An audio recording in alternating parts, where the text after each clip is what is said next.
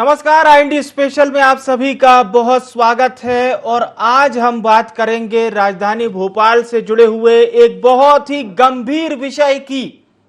यदि आपका बच्चा स्कूल जाता है और आपके बच्चे की उम्र 5 साल से कम है तो यह खबर आपके लिए है। आपको यहां पर यह समझना बहुत जरूरी है कि स्कूल कितना बड़ा है, वो कितनी ज्यादा फीस लेता है और ज्यादा फीस के नाम पर वो कितने वादे करता है और उन वादों को किस तरह से धराशायी कर देता है, ये हम आपको बताने जा रहे हैं। राजधानी भोपाल का एक बहुत ही प्रसिद्ध स्कूल है, इस स्कूल का नाम है बिल्लाबोम। और स्कूल प्रबंधन की एक बहुत ही बड़ी लापरवाही सामने आई है। शिक्षा के मंदिर में किस तरह से हैवानियत हुई है, जाहिर सी बात है राजधानी भी इससे शर्मसार हुई। दरअसल बिल्लाबोंग स्कूल की ही पढ़ने वाली महज 3.5 साल की बिटिया के साथ स्कूल बस के ड्राइवर ने हैवानियत की, उसके साथ दुष्कर्म की वारदात को अंजाम दिया।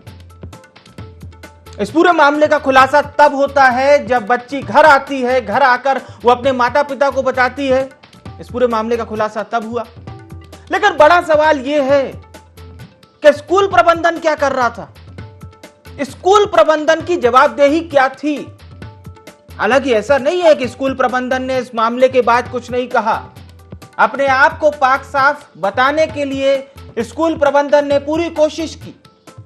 पर बड़ा सवाल यह खड़ा होता है कि यदि आपके स्टाफ से जुड़ा हुआ व्यक्ति जिसने इस पूरी वारदात को अंजाम दिया, ऐसे में आप उसे बचाने की कोशिश कर रहे हैं, और आखिर क्यों?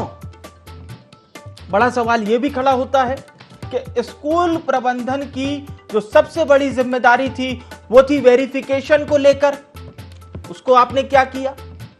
अब जो बात सामने आ रही है, चाहे वो स्कूल के प्रिंसिपल हो, वो ये कह रहे हैं कि अब हम कैमरे के साथ ही साथ ऑडियो भी लगवाएंगे ताकि हमें यह भी पता चल सके कि विजुअल के साथ क्या कुछ सुनाई दे रहा है। अब हमारा सवाल यह भी खड़ा होता है कि क्या आपको यह पहले नहीं समझ में आया। वो ये भी कह रहे हैं कि बाकायदा हम CCTV को लगाने के लिए एक हाइट का निर्धारण भी करेंगे। ये बात स्कूल के प्रिंसिपल कह रहे हैं इस पूरी वारदात के सामने आने के बाद। हालांकि इस वारदात के बाद मध्य प्रदेश सरकार भी पूरी तरह से एक्शन में नजर आई और दोनों आरोपियों को गिरफ्तार कर लिया गया है। यानी कि स्कूल बस के ड्राइवर को गिरफ्तार किया गया है और साथ ही साथ महिला केयर टेकर को भी गिरफ्तार कर लिया गया है। आप समझ सकते हैं एक महिला केयर टेकर की जिम्मेदारी कितनी बड़ी हो जाती है, कितना विश्वास होता है। तमाम विषयों पर हम चर्चा करेंगे। पहले हम आपको सुनवाते हैं सरकार की ओर से क्या कुछ बयान सामने आया। मध्य प्रदेश सरकार के गृह एवं जेल मंत्री डॉक्टर नरोत्तम मिश्रा ने क्या कुछ कहा है सिलसिलेवार, और भी मंत्रियों की बात आपको सुनवाते हैं। पहले वो सुन लीजिए।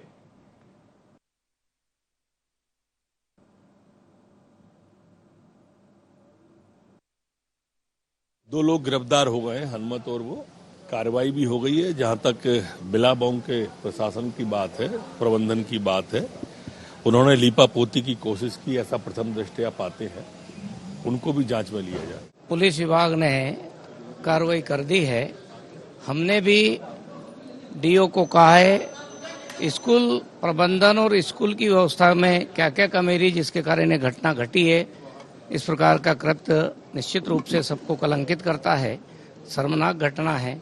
और मैं समझता हूं कि स्कूल शिक्षा विभाग का जितना भाग है उसकी हम भी जांच करें। बेटियों के बारे में मध्य प्रदेश की सरकार जीरो टॉलरेंस पर है। कठोरतम दंडात्मक कार्रवाई होगी। जो लोग दोषी हैं दंडित होंगे। इसकी जितनी निंदा की जाए कम है। जहां तक स्कूलों में कैमरे की बात है, तो जहां तक मेरे कुछ दिन बाद हम जल्दी ही इसी माह में अकेली स्कूल बसों में ही नहीं, मध्य प्रदेश के सारे उन व्हीकल्स में टैक्सी, ओला, उबर, स्कूल बस इन सब में जो हमारी पुरानी योजना है जिस पे हम काम कर रहे हैं, निर्भया के अंतर्गत पैनिक बटन लगाने वाले हैं। अब वो योजना करीब करीब पूरी तरीके से तैयार होने की स्थिति में है, लेकिन हमारी सारी तैयारी हो चुकी है और इसी माह के अंत तक या अगले महीने के फर्स्ट वीक तक हम पैनिक बटन पूरे मध्य प्रदेश में लागू करेंगे। उससे हमारी बहनें बेटियां कभी इस प्रकार की वारदात भगवान चाहे ना होती है तो उस पैनिक बटन को दबाने के बाद में कंट्रोल कमांड सेंटर में हरकत होगी और हमारा पुलिस इमीडिएटली उस घटना स्थल पर पहुंच जाएगी। बहुत शर्मनाक बात है। हमेशा हमारे लीडर कमलनाथ जी इस बात को उठाते रहते हैं, लेकिन मध्य प्रदेश की जो सरकार है वो इन सब चीजों के प्रति असंवेदनशील है, इसलिए ये सारी घटनाएं होती रहती है। हम इसकी घोर निंदा करते हैं। बिल्कुल उठाएंगे, अभी हम सारे लोग बैठेंगे और इस तरह की घटनाएं जब भी हुई है तो मामला हमेशा उठाते रही है और अभी भी हम लोग उठाएंगे। क्यों प्रशासन का भय, क्यों पुलिस का भय अपराधियों के ऊपर नहीं है और ऐसी घटनाएं क्यों हो रही हैं? ये सरकार को चिंतन करना चाहिए और ऐसे अपराधियों के ऊपर कठोर से कठोरतम कार्रवाई करना चाहिए, जिससे आगे से ऐसी घटनाएं न हो। अभिभावक अपने बच्चों को स्कूल के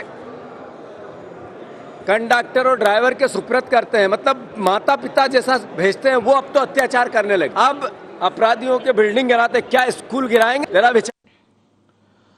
तो आपने पक्ष विपक्ष के नेताओं को सिलसिलेवार सुना। जाहिर सी बात है घटना बहुत ही निंदनीय है, ये सभी लोग कह रहे हैं, लेकिन बड़ा सवाल यही है, यदि बिल्लाबोंग स्कूल प्रबंधन इस तरह से लीपापोती करेगा और जो बात सामने आई उनकी, वो तो मानने को ही तैयार नहीं है, वो तो कुछ और ही बता रहे हैं। लेकिन आपको सुनवाते हैं क्या कुछ कह रहे हैं बाल आयोग के सदस्य, पहले वो सुनते हैं। एक निजी स्कूल की बस में जो बच्ची के साथ जो जिस तरीके का अश्लील व्यवहार, छेड़छाड़ और तमाम गंदी हरकत जो की गई है ड्राइवर द्वारा, बेहद दुर्भाग्यपूर्ण घटना है, दुखद है। और मध्य प्रदेश बाल आयोग ने इस मामले को संज्ञान में लिया है। लगातार हम स्कूलों को इस बात के निर्देश देते हैं कि परिवहन व्यवस्था में सीसीटीवी कैमरा चालू रखें, ड्राइवर कंडक्टर का वेरिफिकेशन कराएं। इसके बावजूद भी स्कूल प्रबंधन इन सब गलतियों को करता है। इस मामले में हम स्कूल प्रबंधन को जवाब तलब करेंगे नोटिस देकर और पूछेंगे कि भाई सीसीटीवी क्यों चालू नहीं था, ये ड्राइवर कंडक्टर का वेरिफिकेशन कब कराया हुआ था या नहीं था। तो देखिए, बाल आयोग के सदस्य साफ तौर पर यही कह रहे हैं कि ये भी पता करवाएंगे कि स्कूल में जो बस में सीसीटीवी लगा था आखिर वो क्यों नहीं चालू था। प्रथम दृष्टया ये मामला इतना साफ नहीं है जितना दिखाई दे रहा है, यानी स्कूल के कई और भी लोग घेरे में आ सकते हैं। हालांकि अभी तक जो बयान स्कूल की ओर से सामने आए वो पल्ला झाड़ने से कम नहीं थे। भोपाल पुलिस कमिश्नर क्या कुछ कह रहे हैं पूरे मामले में, वो भी सुनवाते हैं आपको। इस प्रकरण में पुलिस ने इसे बहुत ही गंभीरता से लिया है।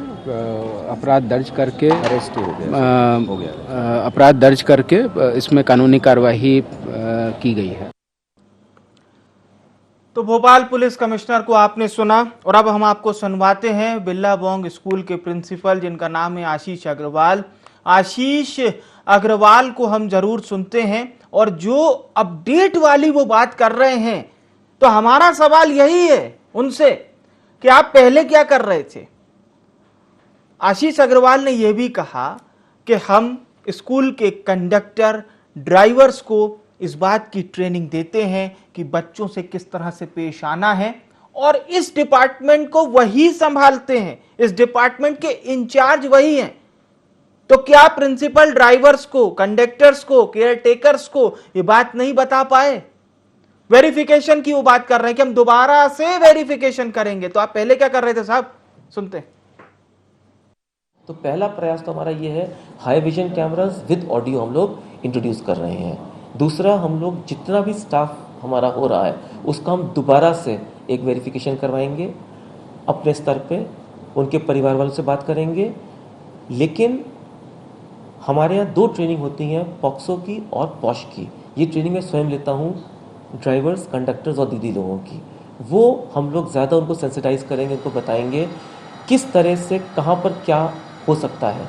तो जितना वो सेंसिटाइज होंगे, जितना वो अवेयर होंगे, हमें लगता है कि वो शायद आगे आने वाले वक्त में ज़्यादा एक बेहतर तरीका रहेगा। तो जितने आराम से और जितने ऐसा लग ही नहीं रहा है आशीष अग्रवाल को कि कुछ हुआ है। आशीष अग्रवाल तो यहां पर ट्रेनिंग प्रोग्राम बता रहे हैं। आशीष अग्रवाल ये बताने की कोशिश कर रहे हैं कि हम लोग कितने अच्छे से काम करते हैं। और देखिए हम तो ट्रेनिंग में भी अब उसको भी अपडेट करेंगे। बेहतर होता आशीष अग्रवाल ये बात बताते कि इस पूरे वाक्य पे स्कूल का स्टैंड क्या है। क्या स्कूल मान के चल रहा है ये जो सब कुछ हुआ है इसमें स्कूल के प्रबंधन की गलती है? नहीं, वो तो बहुत अच्छे से, बहुत ही आराम से, बहुत ही पोलाइट होके बता रहे हैं।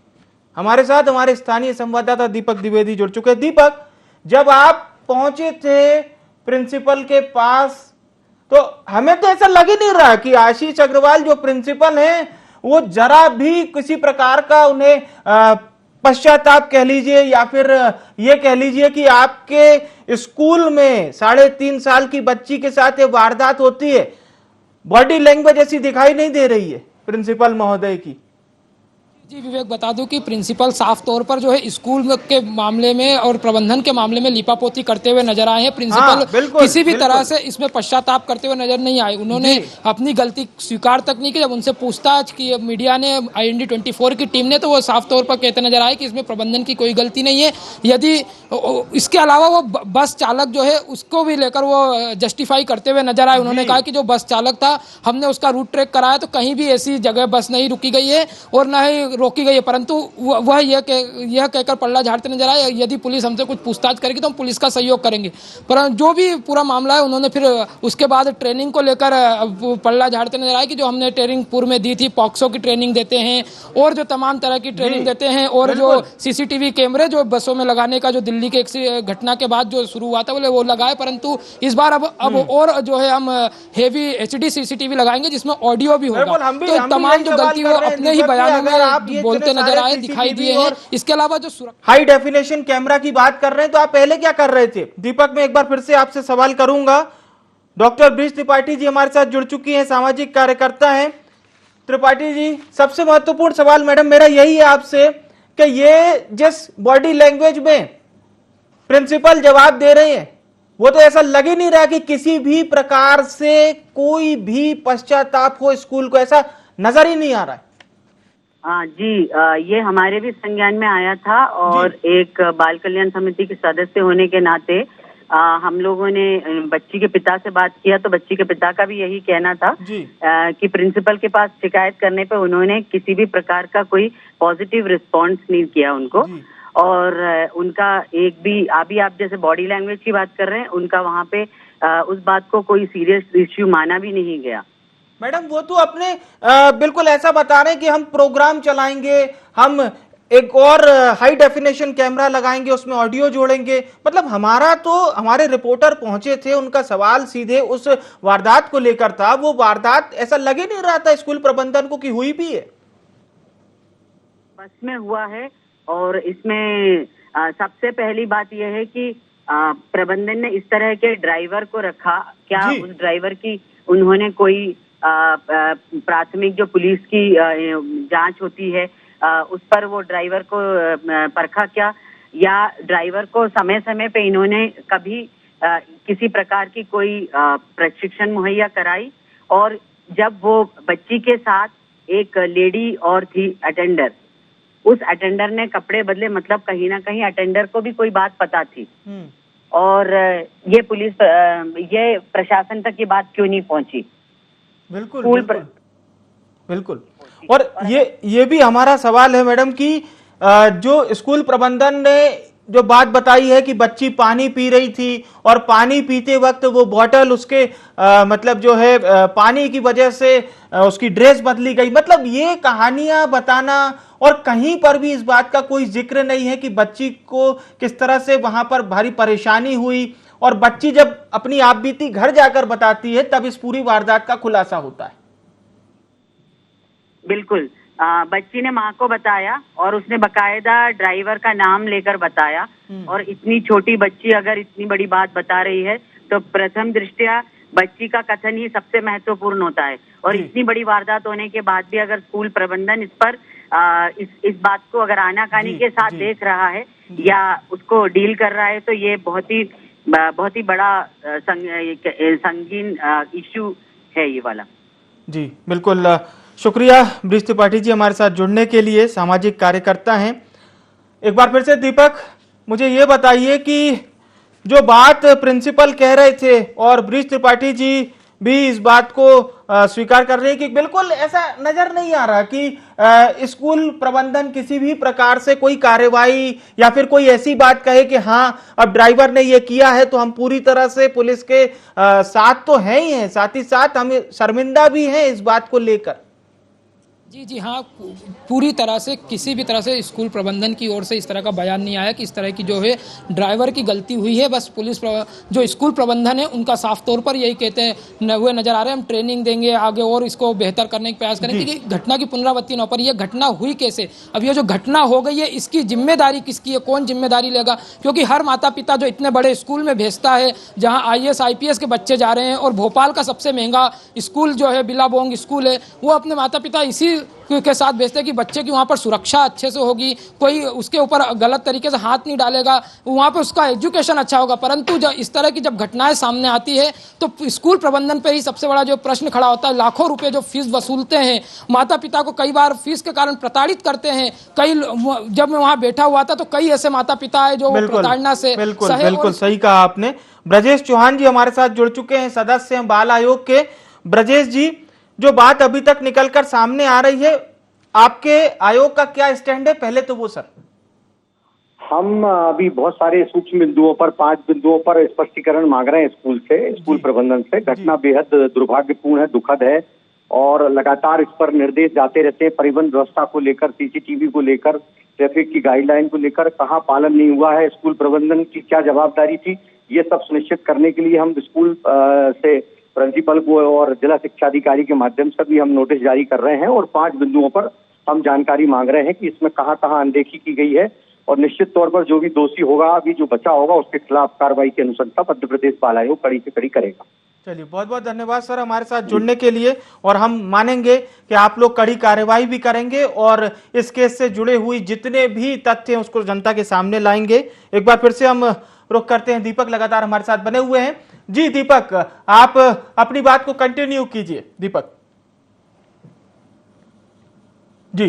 और माता पिता की बस यही आस होती है कि वहां पर उन्हें सुरक्षा, अच्छा एजुकेशन मिलेगा। परंतु जब इस तरह की घटनाएं सामने आती है तो उस दौरान चाहे स्कूल प्रबंधन हो या वहां के कर्मचारी सब पल्ला झाड़ते हुए नजर आते हैं। यही जो है वहां के प्रिंसिपल भी करते हुए नजर आए। उसके बाद अब यही सबसे बड़ा जो प्रश्न खड़ा होता है कि इस पूरी घटना की जिम्मेदारी आखिरकार कौन लेगा। इतने महंगी फीस देने को लेकर जो माता पिता को लगातार प्रताड़ित किया जाता है, और वहां पर जब हम बैठे हुए थे IND 24 की टीम, तो ऐसे कई माता पिता जो है आज मिलने पहुंचे थे और वह अपनी चिंता जताते हुए जो है प्रबंधन से नजर आए। परंतु प्रबंधन किसी भी तरह से इसको लेकर गंभीर दिखाई नहीं दे रहा था, जैसे कुछ हुआ ही ना हो, इस तरह का बर्ताव करते हुए नजर आए। और खासतौर से प्रिंसिपल की बात करें तो पहले वो जो है मीडिया कर्मियों को अपने कक्ष में बुला के पहले समझाने का प्रयास करते हैं और उसके बाद फिर कहते हैं कि जो चलाना हो चलाओ। बिल्कुल हमारे साथ ऋचा चौबे जी जुड़ चुकी हैं, अतिरिक्त पुलिस उपायुक्त हैं महिला अपराध। बहुत स्वागत है ऋचा जी। आप स्वयं एक महिला हैं और समझ सकती हैं कि वो बच्ची के साथ क्या कुछ बीता होगा। लेकिन मैडम, जो बात अभी तक स्कूल प्रबंधन की सामने आई है वो इस तरह की लग नहीं रही है कि वो लोग पूरी तरह से अवेयर नजर आए इस पूरे इतने गंभीर वाकये को लेकर। जी ऋचा जी, अभी स्कूल प्रबंधन की जहां तक बात करें तो प्रकरण अभी हमने आरोपी के विरुद्ध दर्ज किया है और आरोपी की चूंकि कल ही यह प्रकरण दर्ज हुआ है, हमने आरोपी की गिरफ्तारी की है और आरोप से संबंधित साक्ष्य इकट्ठे किए हैं। स्कूल प्रबंधन से अभी हमारी बात जारी है और जहां तक स्कूल प्रबंधन का इसमें तथ्य है कि इसमें स्कूल प्रबंधन की क्या कमी रही और किस कारण से घटना घटित हुई है, अभी विवेचना का विषय है, जिसमें हम आगे जो तथ्य आएंगे और स्कूल प्रबंधन के भी इसमें हम कथन लेंगे और स्कूल प्रबंधन का भी इसमें स्टेटमेंट लिया जाएगा कि कहाँ पे चूक हुई कि यह घटना घटित हो पाई। तो यह भी विवेचना का बिंदु है। जी मैडम, मेरा एक अंतिम सवाल ये भी है कि क्या आपने अभी या आपके डिपार्टमेंट से जुड़े हुए महिला पुलिस कर्मियों ने क्या बच्ची के परिजनों के भी किसी प्रकार के अभी बयान लिए हैं, उनसे मुलाकात की है, उनसे पूछताछ की है? बिल्कुल, कल से हम लगातार बच्चे के परिजनों के साथ हैं और बच्चे की मां के द्वारा ही एफआईआर दर्ज की गई है, उनके द्वारा दिए आवेदन पर ही एफआईआर दर्ज हुई है और लगातार बच्ची के साथ पुलिस प्रबंधन, पुलिस प्रशासन साथ में है। साथ ही बच्चे की काउंसलिंग भी कराई गई है और बच्चे से बातचीत के द्वारा जितना भी हो सकता है कि हम जान पाएं कि बच्चे के साथ क्या प्रकरण हुआ है, क्या अपराध घटित हुआ है, हमने जानने की कोशिश की है। शुक्रिया हमारे साथ जुड़ने के लिए और जानकारी हमारे दर्शकों तक पहुंचाने के लिए, बहुत बहुत धन्यवाद ऋचा चौबे जी। दीपक का एक बार फिर से रुख करते हैं। दीपक, ऋचा चौबे जी अतिरिक्त पुलिस उपायुक्त हैं, जो कि ये कह रही थी कि लगातार पुलिस संपर्क में है बच्ची के परिजनों से, बच्ची की काउंसलिंग भी कराई गई है और माता पिता के बयान भी दर्ज किए गए हैं, साथ ही साथ लगातार संपर्क में है फिलहाल पुलिस प्रशासन। जी विवेक, पुलिस प्रशासन ने लगातार जो है इस पे नजर बनाया हुआ है और अपनी ओर से कार्रवाई कर रहा है, परंतु पुलिस प्रशासन की भी इसमें चूक सामने आ रही है। जो आरोपी का नाम है उसको लेकर चूक के पुलिस प्रशासन की भी सामने आई है। करीब 18 घंटे हो जाने के बाद आरोपी के असली नाम तक का जो है पुलिस प्रशासन पता नहीं लगा पाई है। सिर्फ पुलिस प्रशासन अभी कागजों में अटका हुआ है। वहीं आरोपी का जब वहाँ घटना स्थल पर पहुंचे, उनसे बातचीत की, वहाँ के लोगों से जब बात पूछा तो कोई भी उसे हनुमंत जाटव के नाम से नहीं जानता था, लोग उसे बंटी यादव के नाम से जानते थे और 1.5 माह पहले ही उसने जो है यहाँ नौकरी ज्वाइन की थी। और वहीं पुलिस प्रशासन ने ही, जो बिलाबोंग प्रबंधन ने बताया कि पुलिस प्रशासन से वेरिफिकेशन कराया गया था, उसके वेरिफिकेशन में जो उसका नाम था वो था, उसके ऊपर कोई पुराना अपराध नहीं था, परंतु ये एक बड़ा फॉल्ट जो है पुलिस प्रशासन का भी सामने आ रहा है और इसको लेकर जो है पुलिस प्रशासन अभी कुछ भी बोलने से बचता हुआ नजर आ रहा है और विवेचना का हवाला देता हुआ नजर आ रहा है। जी विवेक, बिल्कुल बिल्कुल विवेचना का हवाला नजर आ रहा है अभी, और ये भी देखना होगा क्या कुछ पुलिस प्रशासन और सफाई पूरे मामले में देगा। संगीता शर्मा जी हमारे साथ जुड़ चुकी हैं, उपाध्यक्ष हैं मीडिया विभाग मध्य प्रदेश कांग्रेस की। संगीता जी, ये जो वारदात हुई है, जाहिर सी बात है, मैं एक पार्टी नेता के नाते नहीं आपका स्टैंड चाहूंगा, एक महिला होने के नाते क्या कुछ बीत रही होगी इस समय उस बच्ची के घर पर, उस बच्ची पर? जी बिल्कुल, देखा जाए तो मध्य प्रदेश के अंदर ये मामले सबसे ज्यादा हो रहे हैं नाबालिग बच्चियों के साथ। अभी हमने कुछ दिनों पहले ही एनसीआरबी के आंकड़ों में ये स्थिति जानी थी, पर जब अब आज हमारे शहर भोपाल के अंदर ही जब ये वारदात हमें सुनने को मिली तो हमारा भी दिल दहल गया कि किस तरीके से उस मासूम बच्ची जो कि 3 साल की थी, तो उसके पेरेंट्स के क्या हाल हुए होंगे ये हम समझ सकते हैं कि बच्ची के साथ, क्योंकि मध्य प्रदेश की कानून व्यवस्था लचर हो चुकी है। प्रदेश के अंदर आप देखेंगे कि कानून का खौफ नहीं है, भ्रष्टाचार सबसे ज्यादा पनप रहा है, पुलिस थानों में भी सेटिंग होती है, पैसे की लेन देन करके अपराधी छूट जाते हैं। जब ये स्थिति किसी प्रदेश की हो तो इसे समझा जा सकता है कि अब बच्चियां बिल्कुल सुरक्षित नहीं है। क्या पेरेंट्स घर से बाहर ना निकालें? क्या पेरेंट्स शिक्षा देने के लिए बच्चों को बाहर ना छोड़ें? आप देखिए कि किस तरीके से प्रशासन लिपापोती करने में लगा है और सबसे दुखद तो ये है कि स्कूल प्रशासन भी लिपापोती करने में लगा हुआ है। ऐसी स्थिति में हम अपने बच्चों को कहां तक सुरक्षित माने? प्रदेश की सरकार की जिम्मेदारी होती है कि वो प्रदेश के अंदर एक सुरक्षा का वातावरण निर्मित करे, परंतु हम देख रहे हैं कि इतने वर्षों से लगातार सुरक्षा नहीं दी जा रही है, कानून का खौफ नहीं है। गृह मंत्री जी कुर्सी पर बैठकर जवाब दे देते हैं कि किया जाएगा, करा जाएगा, तो इससे काम नहीं चलने वाला है। इस तरीके की वारदातें रुकना चाहिए, तत्काल रुकना चाहिए, दोषियों पर कार्रवाई होना चाहिए।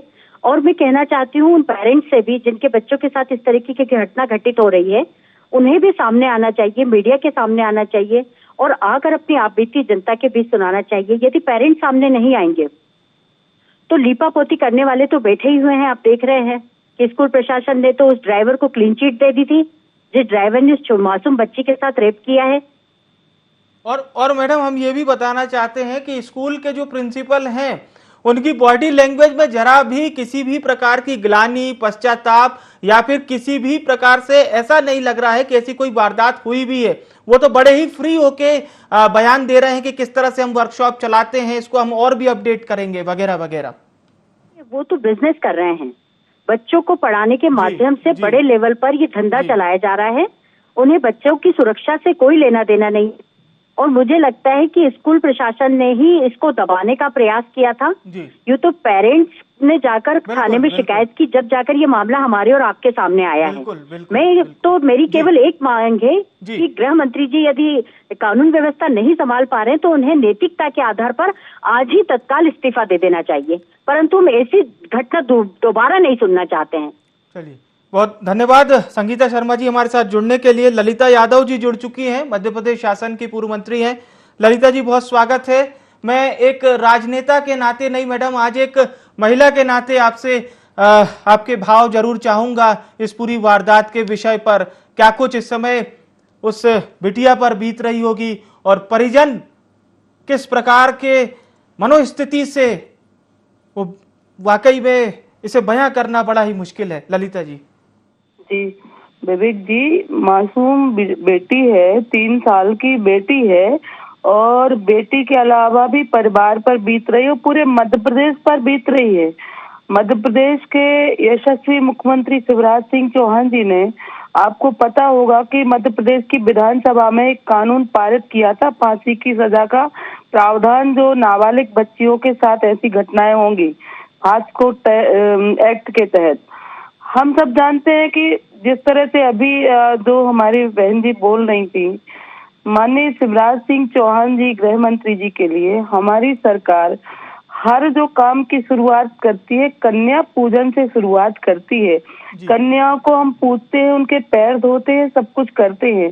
जब तक ये समाज में नर प्रसाद लोग जब तक ऐसे रहेंगे और जब तक जिस तरह से फांसी की सजा मिलेगी, एक आध दो लोगों को जब फांसी हो जाएगी तभी ये ठीक होंगे। जिस तरह से नरभक्षक समाज में पैदा हो रहे हैं, तो बेटियों को, कन्याओं को देवी नहीं मान रहे हैं। हमारे यहाँ नवरात्रि में देवी की तरह बेटियों को पूजा जाता है, तो समाज का सुधार नहीं हो सकता। समाज में जागरूकता लाना होगी और परिवार के साथ पूरी सरकार है, गृह मंत्री जी है, हमारे मुख्यमंत्री जी हैं और पूरे मध्य प्रदेश की बहनें समाज के साथ है और ऐसे लोगों को निश्चित ही फांसी होना चाहिए। और कोई भी, चाहे वो स्कूल प्रबंधन हो या कोई भी बचाने की कोशिश करेगा तो मध्य प्रदेश की सरकार और प्रशासन इनको बख्शेगी नहीं। बिल्कुल बिल्कुल जी जी, बहुत बहुत धन्यवाद ललिता यादव जी हमारे साथ जुड़ने के लिए। तो आपने सभी के वक्तव्य सुने इस पूरे मामले को लेकर, लेकिन सवाल वही है कि इस बड़े मामले में बिलाबोंग स्कूल प्रबंधन क्या कर रहा है?